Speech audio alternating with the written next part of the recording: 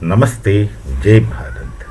A 19-year-old boy, his name is some Abdul something, was arrested in Faridabad, Haryana, with explosives in hand. The news that we get is that he was arrested with some grenades in his hand and connected to his mobile phone to detonate, but it doesn't go well. Grenades are used with, they're operated with removal of a grenade pin. So it must be some other kinds of explosives. And anyway, the point is that this boy is arrested at Faridabad. On investigations, they find that he is from Faizabad. Now, Faridabad is in Haryana near Delhi, and Faizabad is near Ram Temple, Ayodhya.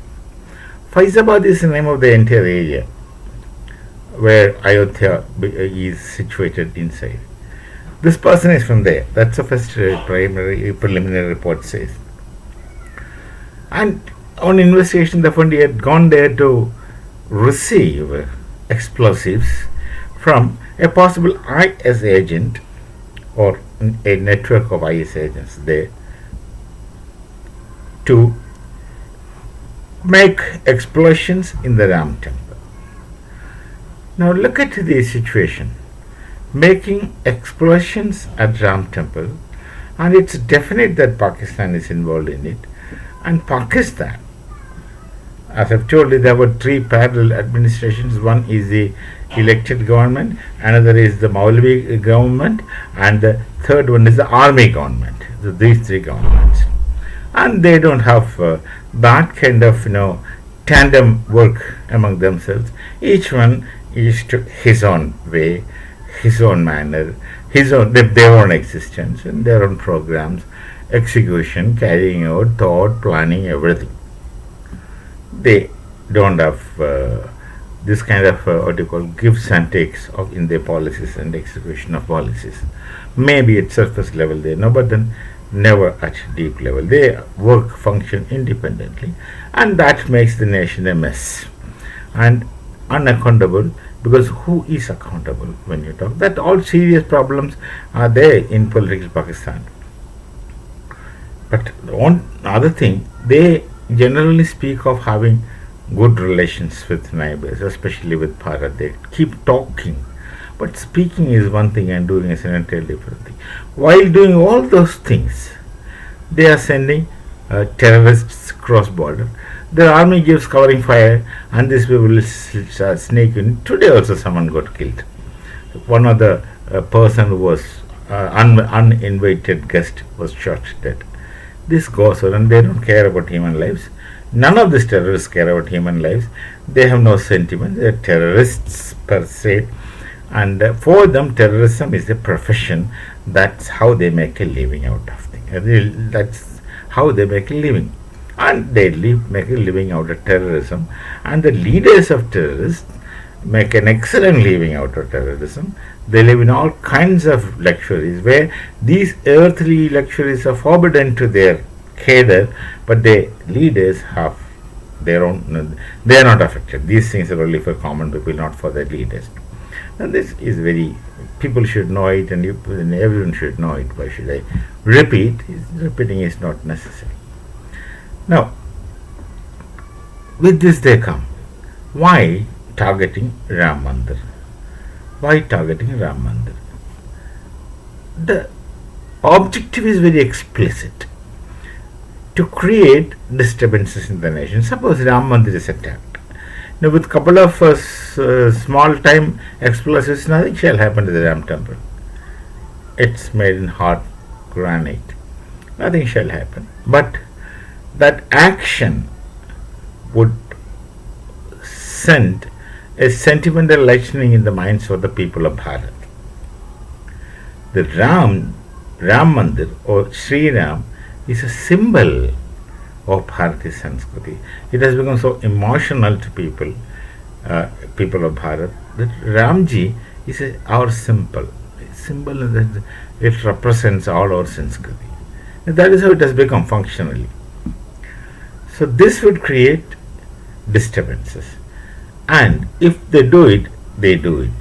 There may be retaliations all over Bharat, And in these retaliations, many people will lose their lives. These terrorists are least bothered. They want disturbances.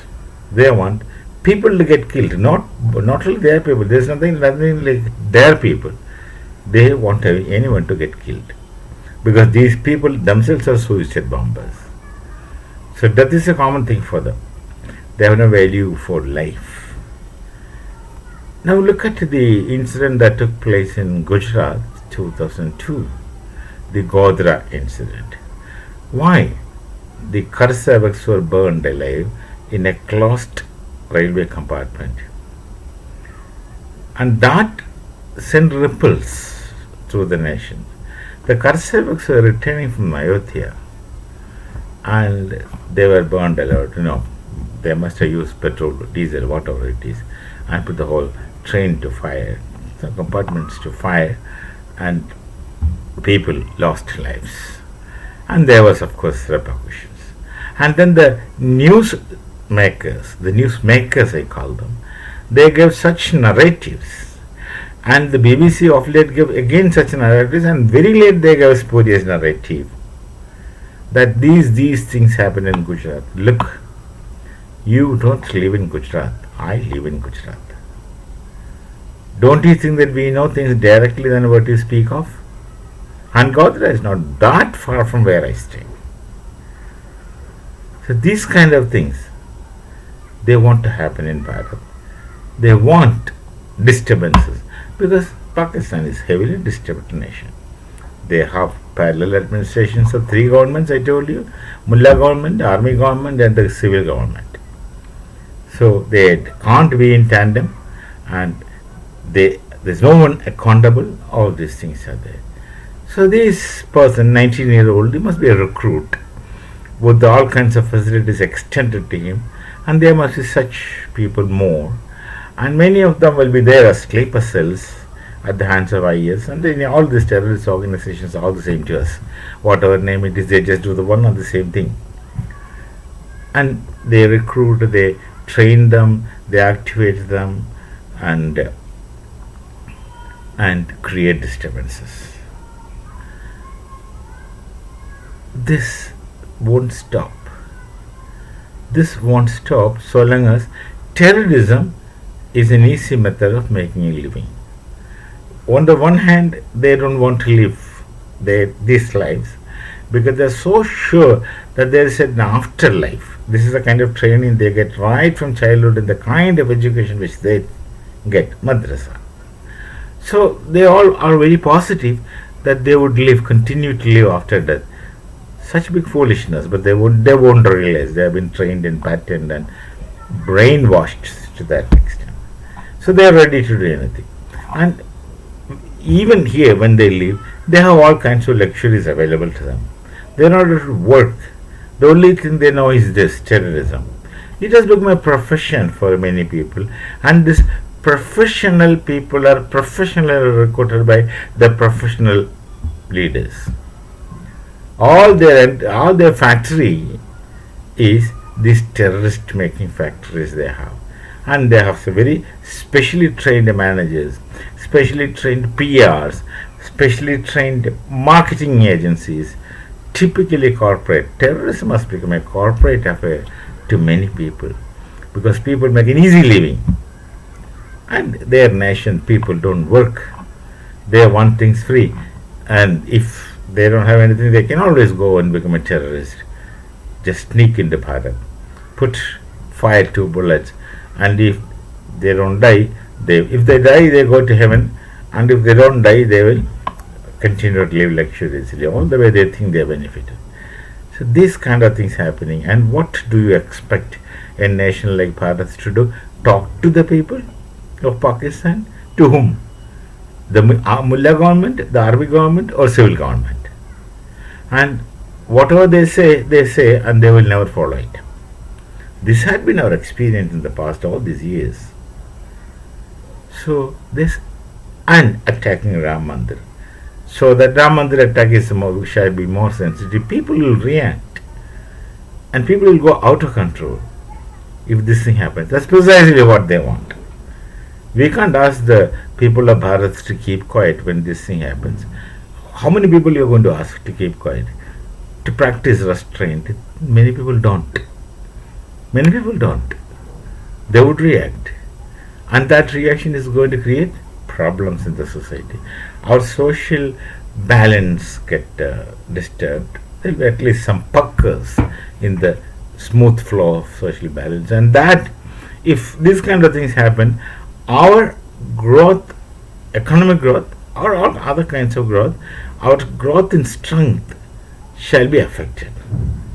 It will take more time for us to reach the goal if this kind of things happens. So, their objective is to weaken the nation, to create problems, so that we won't be formidable. Now, anyone who is not interested in Bharat being strong could be a supporter to this. That's the first part. We shall meet with some other thought. Till then, Namaste. Jai Bharat, Jai Shri Ram.